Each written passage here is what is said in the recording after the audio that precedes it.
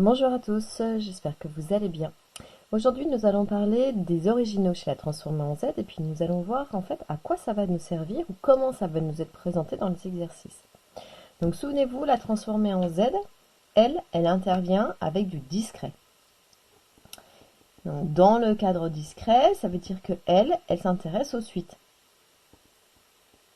Qu'on note soit x de n, comme ça, soit x indice n. Et donc ces suites, en fait, on va vous proposer deux cadres d'application. Soit j'ai une équation de récurrence, c'est-à-dire que je lie le terme suivant au précédent.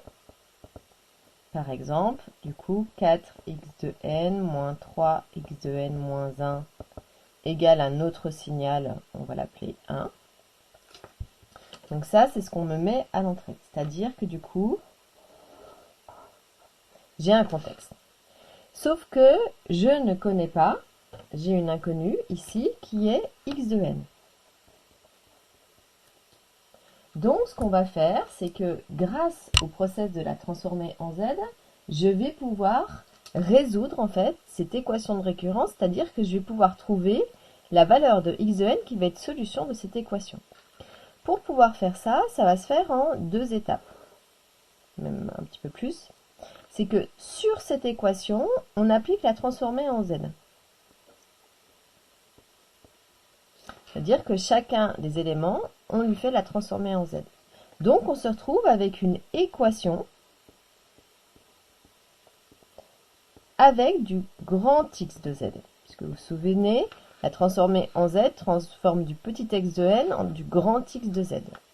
Donc j'obtiens une nouvelle équation. Mais cette équation, en fait, eh bien, je sais la résoudre. C'est ça l'avantage, c'est que comme j'ai basculé dans un nouvel espace, donc ici le but, ça va être de résoudre, donc de isoler grand X de z.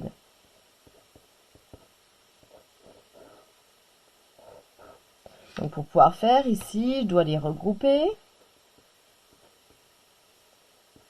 Et puis la technique aussi, c'est de factoriser.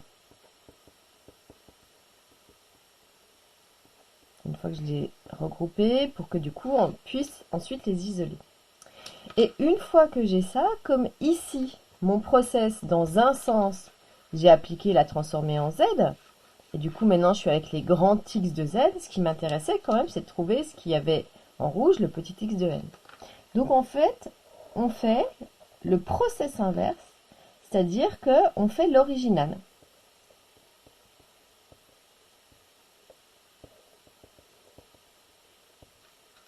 Donc c'est avec la transformée en z inverse. On fait le chemin inverse. Et comme je trouve l'original de lui, bien je trouve quelle est la valeur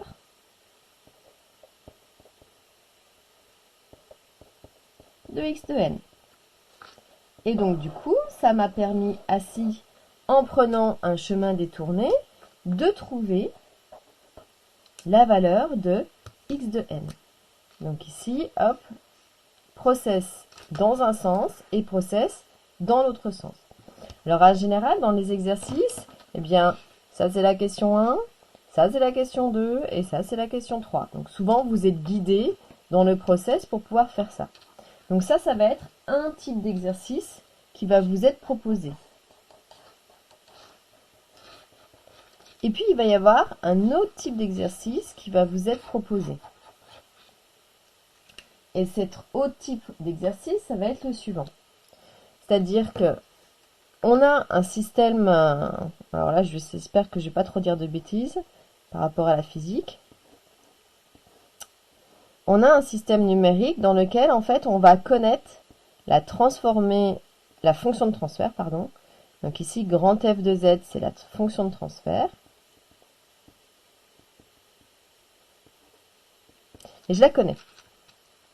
Je sais que par définition, cette fonction de transfert, donc lorsque je suis par rapport à la transformée en Z, elle vaut le signal d'arrivée sur le signal de départ. Donc nous, concrètement, dans notre système, donc avant d'être chez la transformée en Z, eh bien, je fais rentrer ici, je donne à l'entrée une valeur d'un signal. Donc, lui, je le connais. Ça va être une donnée.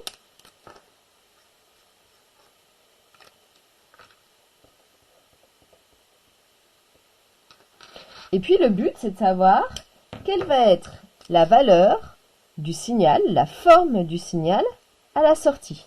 Comment lui, il va être si j'applique le process de la transformer en Z.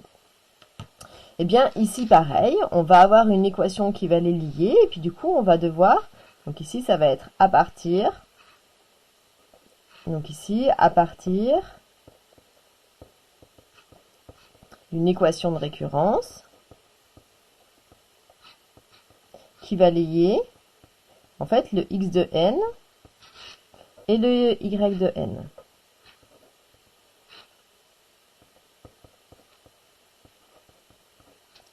Et en fait, dans les exercices, souvent, après, donc une fois que vous aurez trouvé le ici f de z, une fois qu'on aura trouvé la forme de lui, eh bien on dira, on précisera, on regardera, on observera ce qui se passe si jamais x de n, je mets un échelon. Et l'idée, ça va être qui va être y de n. Ou alors, je vais mettre une impulsion. Et donc, encore une fois, je vais observer qui va être y de n à la sortie, etc., etc., etc., pour qu'on puisse en fait en déduire en utilisant. Donc, en général, là aussi, vous êtes guidé. On vous donne l'équation, on vous donne... hop, je finis. Donc, ce qu'on va vous faire, c'est qu'on va vous donner l'équation, on va vous demander de trouver que va valoir ce f de z, et puis après, on va vous faire des détails de cas, de si je mets tel x de n à l'entrée, qui va être à la sortie, et puis on va vous les faire tracer. On va faire tracer la forme de l'échelon, on va regarder la forme de ce qui va venir à la sortie. Donc ici, dans les compétences, il va falloir aussi connaître tous les signaux de base, savoir comment on représente une suite. Je suis dans du discret. Donc là, souvenez-vous bien que quand je trace, je suis avec des choses avec des points. Je ne suis pas quelque chose qui lie en fait. Je ne suis pas une courbe, je suis dans du discret. Donc ici, pensez bien, la représentation graphique de tout ça, ça va être des histoires de points, de suites en fait. Et puis je vais observer ce que je vais récupérer ici à la sortie. Donc voilà un peu comment nous allons utiliser, ou comment du coup dans les exercices, je vais vous emmener à résoudre des exercices pour que du coup vous puissiez détailler tout ça petit à petit avec les liens. Je remets en dessous le lien vers tous les exercices traités, puisqu'il y en a un certain nombre sur la transformation en Z sur mathsonvideo.fr. En tout cas, si cette petite vidéo vous a aidé, eh bien, pensez à la liker et puis à la partager sur vos réseaux sociaux préférés et puis aussi à vous abonner à la chaîne. Voilà, je vous souhaite une belle journée, travaillez bien et puis à bientôt.